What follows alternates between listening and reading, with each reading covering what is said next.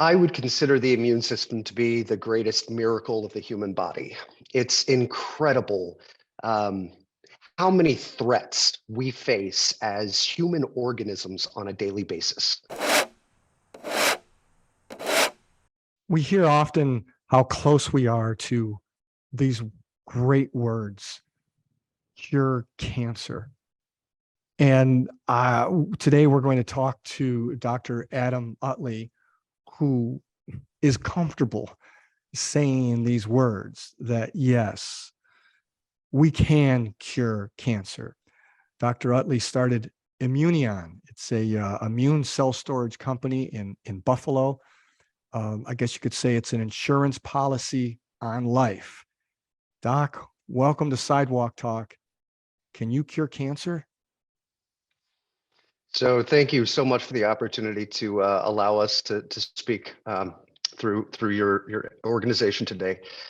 What's really amazing where we are today in the context of therapeutic strategies is that we've been able to develop ways of using the immune system, the immune cell soldiers of the body, to fight cancer instead of kind of the classic approaches we've used for the past 50, 100 years, which have been surgery, radiation, chemotherapy. And the challenges with those kinds of approaches is that chemo and radiation are essentially ways to try to poison the body, but poison the cancer more than the body so that the cancer dies off. That's why when we get those treatments, we can feel very sick. What the immune system does and what it's very good at is seeing very specific things. So for instance, we might have a cold or another kind of viral infection. Our body is able to fight off that infection without causing catastrophic damage to all of our organs or our organ systems. The other thing that the immune system is very good at doing is it remembers. So for instance, we can get vaccinated against polio, measles, mumps when we're just babies. But if we see those bugs 20, 30, even 50 years down the line, we're still protected because the immune system is so good at remembering that foreign thing that it saw. So what we've been able to do is take advantage of that memory and the specificity that the immune system soldiers are so good at using to fight a given battle. And instead of having them fight a bacterial or viral infection in your body, we can literally take those immune cell soldiers out of the body, retrain them to specifically seek out and destroy cancer, put them back in. And in that way, we have more than 10 years of data from the initial patients that were treated through the University of Pennsylvania under Carl June with what we call CAR T-cell therapy, chimeric antigen receptor T-cell therapy. Basically, those are those soldiers that they pulled out of patients who were sick with cancer, retrain them, put them back in those patients. And after a single infusion, there is a percentage of these patients that are not only cancer-free 10 years later, but they still have those immune soldiers in their body. So if the cancer were ever to come back, the body could successfully fight it off. That's why we're able to use the word cure today in cancer, that we've never been able to do so before. But really, the big challenge in taking an approach that uses the immune system is that over time, our immune cell soldiers become slightly less effective as we get older. We saw that manifested during COVID when it really negatively impacted the most elderly among us. But really, the challenge is that cancer itself turns off the immune cells. It makes those soldiers less capable of fighting. So yes, we can cure patients with CAR T-cell therapy, but it's a relatively small percentage of those patients that are cured because a lot of those patients, their soldiers, by the time they try to get that treatment, are so broken down that they can't fight the fight that they might have before someone got cancer. That's what Immunaeon does. So we started this company to augment many types of immunotherapeutic strategies, including monoclonal antibody strategies, CAR T-cell strategies, by taking out your healthiest immune cells, the healthiest, most vigorous soldiers you have, and we store them away so that if you do develop diseases like cancer, you have a repository of essentially super soldiers that you're able to use in the most effective therapeutic approach. All right. So I'm a healthy young adult, and you're going to, I don't know what,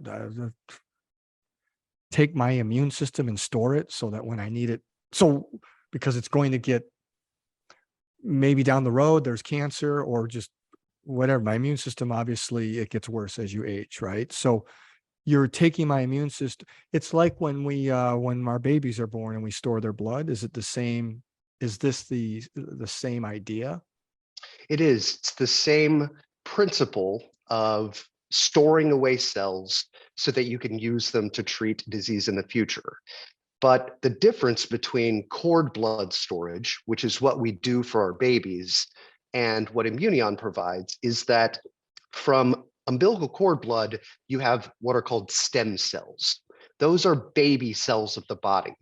When you put stem cells into the body, they have to be educated to become all of the different kinds of blood cells that you have, which is very promising for certain diseases where we might need something that we call a bone marrow transplant, where we need to basically reboot the whole system.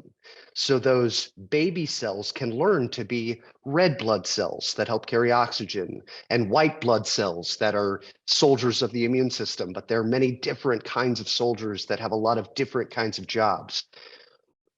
By the time we have cancer, though, it's often the case that the drug we're trying to create requires a functional soldier that we can take off of the battlefield and put back into the battlefield, just giving that soldier the ability to recognize the cancer on that battlefield, right? So the current CAR T cell therapies that are FDA approved, we can't use stem cells to create those.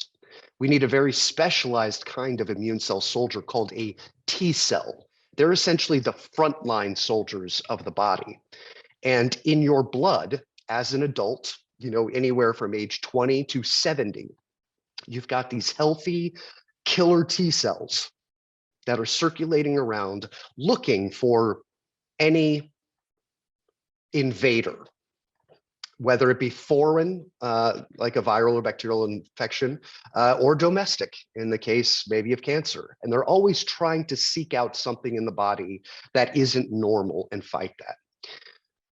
Because we create cell-based drugs from those killer cells, by the time you are an adult, it's better to store your blood cells in order to use them for like a CAR T cell therapy, then you would be able to take advantage of cells if you stored your cord blood cells, because those cells cannot be used in current cell-based therapies. They can't because they haven't been exposed. Is that Right? so? So our T cells, when we're 14, this isn't the time to do it. It's around 20 or beyond. So what was it? Can you be too old? When can you start? And when you said 20 to 70, that's Yep. okay. So 19 is a little early. The thing is, we can draw blood from people 16 and older. And when you're 16, you've got some healthy immune cells, right? Anywhere really from 16 to, when people ask us, when should I store my immune cells? Our answer is always yesterday, right? Because if I am 75 and I don't have cancer, my immune cell soldiers are much better at fighting than if I am 75 and 3 months with a cancer diagnosis. It's really cancer that has the most impact on decreasing the ability of the immune system to work in a therapeutic strategy. So you can almost think of your immune system very slowly decreasing in its function over time. But the real difference is between today without and with cancer, because cancer makes those soldiers so ineffective that they just don't provide great drugs for people when we try to use them therapeutically in the clinic. And so my brother has multiple myeloma.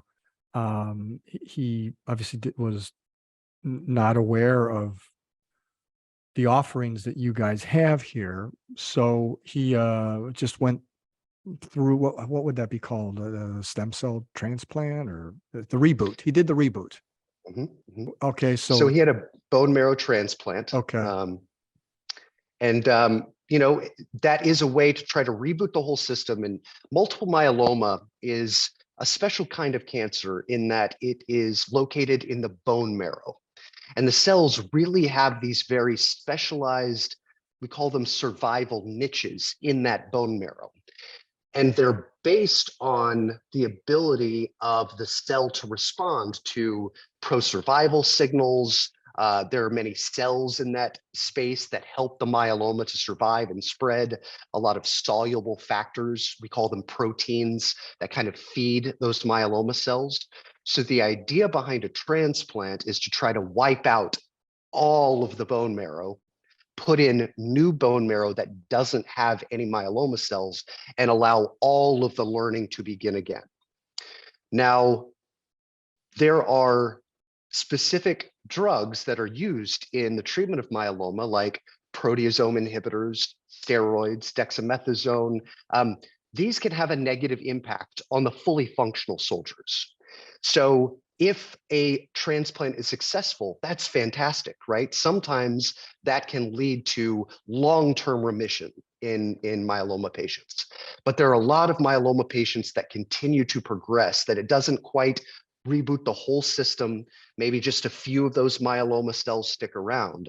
But there are several very effective strategies in myeloma, including 2 FDA-approved CAR T-cell therapies, as well as other therapies that take advantage of the immune system to kill off the cancer. So one of them is called daratumumab. It's a monoclonal antibody, so you can envision that Y-shaped sticky molecule in your mind, an antibody. And what that antibody does is it can stick to the cancer cell, to the multiple myeloma, but it, at least in part, still depends on functional soldiers from the immune system to come and do the actual cell killing. So really, multiple myeloma is a really great opportunity to take advantage of immune cell storage. We are currently working with our partners at Roswell to define some clinical trials where we are pulling out immune cells from newly diagnosed patients. We do have data that at the time of diagnosis, those T cells in the body of myeloma patients are less what we call exhausted than cells after several lines of therapy. So because they are fresher T cells, they may be more effective in CAR T cell therapy because we know that T cell exhaustion is something that makes CAR T cells less effective. But what's interesting about multiple myeloma is that there's a precancerous condition in a relatively large percent of the population called MGUS. It's called multiple gammopathy of undetermined significance. It basically reflects higher levels of a certain marker in your blood. But the people that are in the highest risk category of MGUS have a 1 in 20 chance of developing multiple myeloma on an annual basis. MGUS patients, precancer patients, are a perfect patient population to be able to store their immune cells, because in that case, we know that their peripheral killer immune soldiers are much more functional than is the case if they develop myeloma, certainly before they have several other lines of therapy in myeloma. So actually 1% of all adults in the United States over the age of 50 have been diagnosed with MGUS. So that is one of the patient populations that we're really focused on helping. And our team is really focused on multiple myeloma as a therapeutic outlet, because our team includes clinical partners at Roswell, Mount Sinai in New York City, Emory down in Atlanta, and then Dana-Farber in Boston. And we are all trying to come together to work on the initial clinical applications that will prove how much more effective storing your immune cells and using those therapy can be, rather than just using what we have today, which is what your body has available, right? Right. Kind of those broken down cells. For those outside of Buffalo, Roswell Park Cancer, it used to be Cancer Institute, but now it's Roswell Park Cancer, I think, Research Center. MGUS, pre-cancer. So somebody 50 years old, how do they find it? Take me through the process. What do they do? Okay, you know what? Obviously, like for me personally, obviously multiple myelomas in my family. I should probably say heads up. And say I was like, okay, doc, what do I do now? What is the process for me to go through and get an insurance policy on literally on my life? What do we do? What's the process? Sure. So you can contact us either at, you can call us directly at 716-654, sorry, 716-336-8765. You can also just go to our website at immunaeon.com. Reach out to us, shoot us a communication. And if you're local to the Buffalo area, we can send a nurse to your house, your place of work. It takes just a few minutes, and we literally pull the blood out of your arm, and then we take the immune cell soldiers out of that blood. Alternatively, if you're anywhere in the nation, we've partnered with the Blood Centers of America, and they have multiple locations, 3 of which that are in Buffalo alone. So we can send you to that place or a lab of your choice. We can send you your blood kit, and you can take that kit even to your personal doctor, and your doctor will pull the whole blood just out of your arm. It's a relatively fast and painless experience for most people. They will bring that blood to our processing center. We will take the immune cell soldiers out and put them into a special cryopreservation media that allows us to put them into basically a vapor phase liquid nitrogen tank. It is a tank that is so cold, it stops the cells from aging. It kind of puts them in stasis. And we know that the cells can stay alive, being cryopreserved without big effects on their viability for many, many decades. So we'll store them away, but we'll also analyze your immune system. So we'll tell you what soldiers you have, and we have certain markers that we look at so that you can get a reflection of kind of the functional aspects of your immune cell soldiers. So that way, if you see something that may be way off outside of normal ranges, you can go to your doctor, follow up with that. And it's a similar way that if I get my genetic information from 23andMe, they'll give me my body's information. And then if I see something that I want to act upon, I can go to my doctor and do so. So we provide not only immune cell isolation, but the analysis and the long-term storage. Multiple myeloma, and the obviously you guys do, that's a big part of your focus, correct? The prognosis, or the prognosis for these patients now compared to just 10 years ago, compared to 10 years from now. So take us through this 20-year window, and how are we getting to the point where we can say it's cured? Well, I tell you, it's been an incredible 10 years in multiple myeloma. So many new therapeutic strategies have been developed. A lot, from Ken Anderson and Paul Richardson at Dana-Farber at Harvard. They kind of pioneered a lot of the basic approaches that have really increased the 5-year survival rate for myeloma dramatically in the past 10 years, including those proteasome inhibitors, including new immunotherapeutic strategies, so those monoclonal antibodies. Also, the immunomodulatory drugs have been very successful. We call them the IMiDs. So there's lenalidomide, pomalidomide. We used to use thalidomide, but less so in the clinic now. And this is really dramatically, in conjunction with the stem cell transplant, really allowed myeloma patients to live longer and higher quality of life for a much longer period of time. Yet, we do still consider myeloma to be an incurable disease, because inevitably some of those therapeutic strategies become less effective over time. kind of the cancer cells that are most susceptible to those kinds of chemo die off. And then the ones that are resistant may stay around in the body for a longer period of time.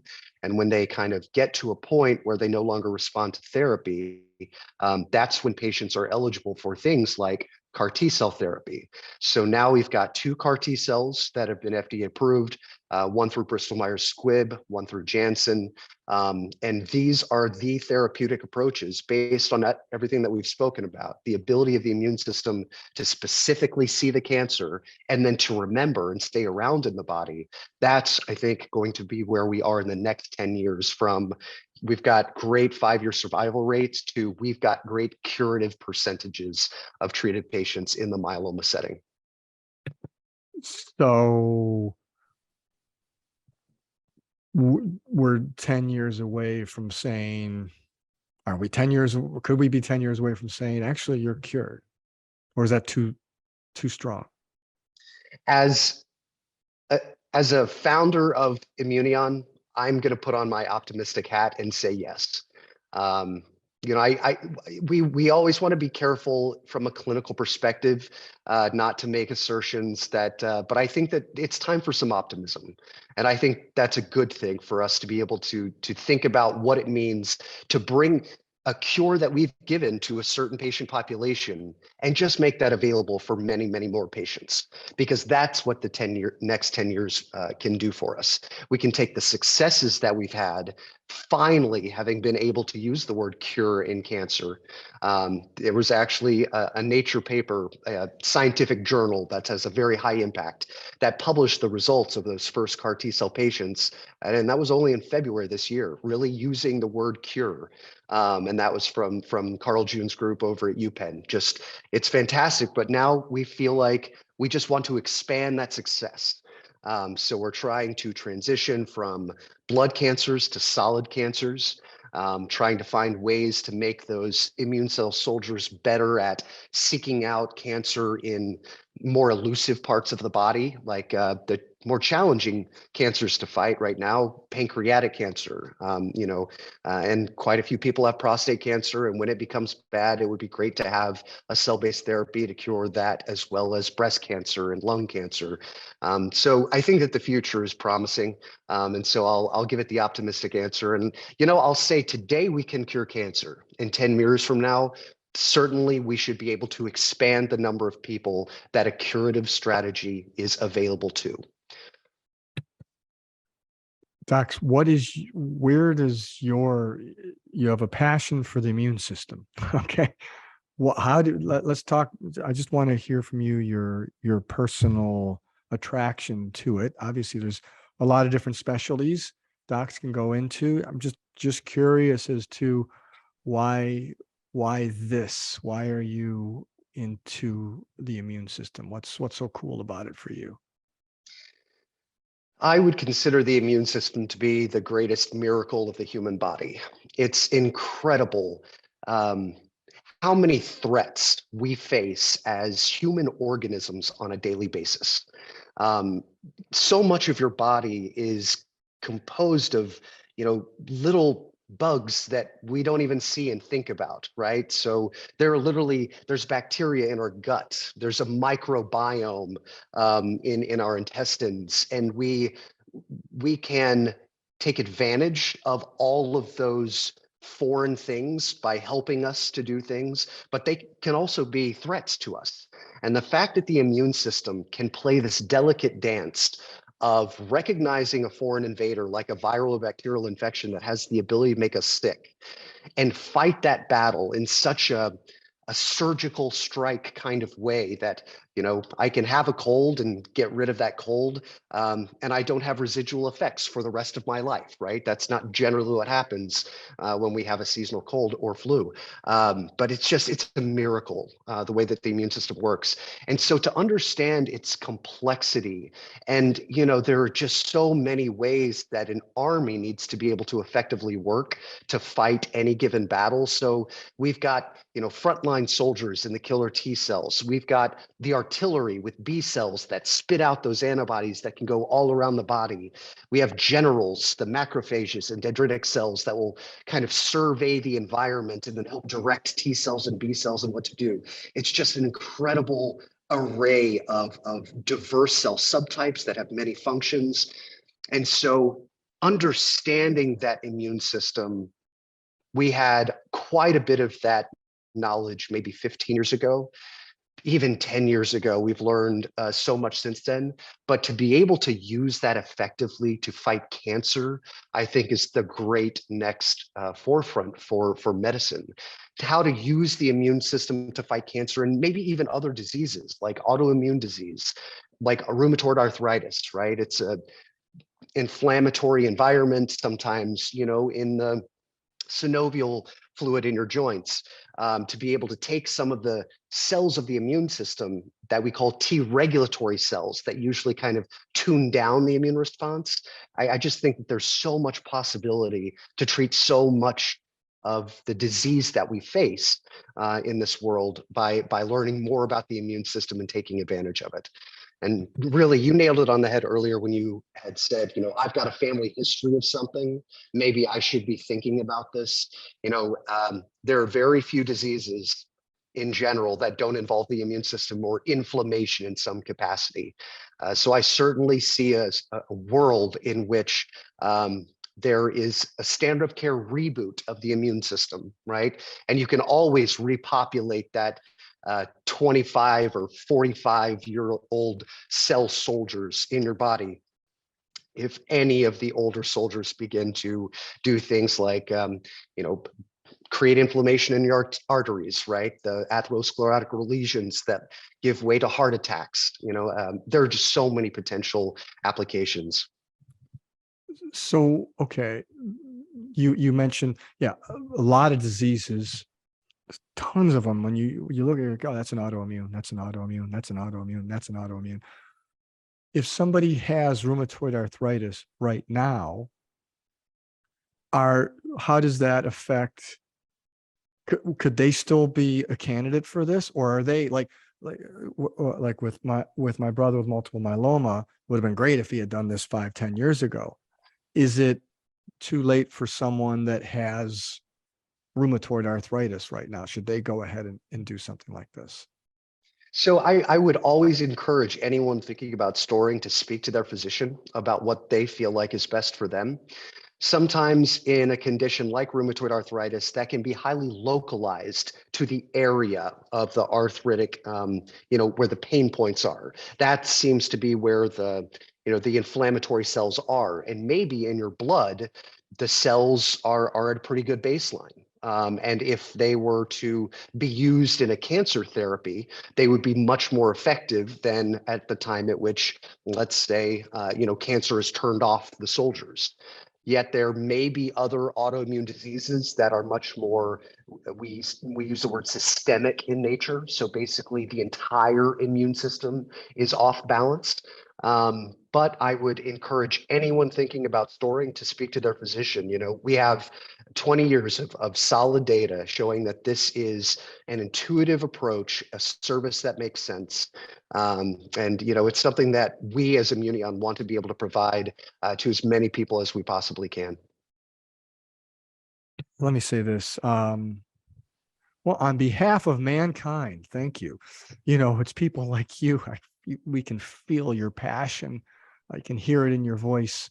And I'm just thankful that we have people obviously with intelligence like you have, but really for a passion to save people and to cure people from disease and from cancer. And I'm confident that we got the right people out there, and it's so cool to hear when you say what's going to be happening can be happening in the next 5 and 10 years. I do want to, you had mentioned people can get more information by going to your website. It's Immuneon, but I want to make sure we can spell that. It's make sure I have it right too, Doc. IMMUNAEON, Immuneon.com. Is there another URL that someone could go to that's a little bit easier than that? Yeah, you can always go to mycellstorage.com. There you It's a go. little bit easier. So mycellstorage.com. Um, yeah, check out our website, join our newsletter. We send out a newsletter once every 3 or 4 weeks just to let people know what's happening in the world of immunotherapy, what's happening in the world of immunology. In fact, there was a really neat newsletter that we threw out a couple of weeks ago showing how CAR T cells, those cell-based therapies, are being used to treat heart disease in preclinical models. So, it may be the treatment of heart disease or heart attacks tomorrow. So it's a really exciting world. And, we are very grateful to be able to be a part of this incredible field. Certainly, I am surrounded by much smarter and better people than I am. Very grateful for that experience. But please check us out at mycellstorage.com. Reach out to us, be a part of the conversation. It's an exciting time to be aware of what the immune system is being used to treat diseases or how it's being done. Well, this podcast is focused on people with passion and helping and trying to give them a platform and a voice to tell others and get others involved. And hopefully this helps. He's Dr. Adam Utley. The business is Immunaeon. It's cell storage company. Check them out. It's check out their website and like Doc said, check with your primary care if you want, and you make your decisions. But the where you guys have gone and the growth and the capabilities and the opportunities and what could happen in the future are fantastic. So if you out there have a passion that you want to share and want others to know about it and need a platform at least to get started in some capacity, go to our website, shovelthesidewalk.com, fill out the form, and we'll get back to you and certainly give you an opportunity to share your story and your passions. Again, he's Dr. Adam Utley. Doc, thanks for the time. Go back to curing cancer. We need you out there rather than talking to people like me. So thanks a lot, Doc. Thank you for listening. You can watch any of our episodes right on our website. Our links. You can also hear there's video links to YouTube, and then we're on podcast wherever you listen to your podcast. So again, thanks for watching or listening. Thanks to Dr. Utley. This has been Sidewalk Talk. I'm Steve Fortunato. Until next time, thanks.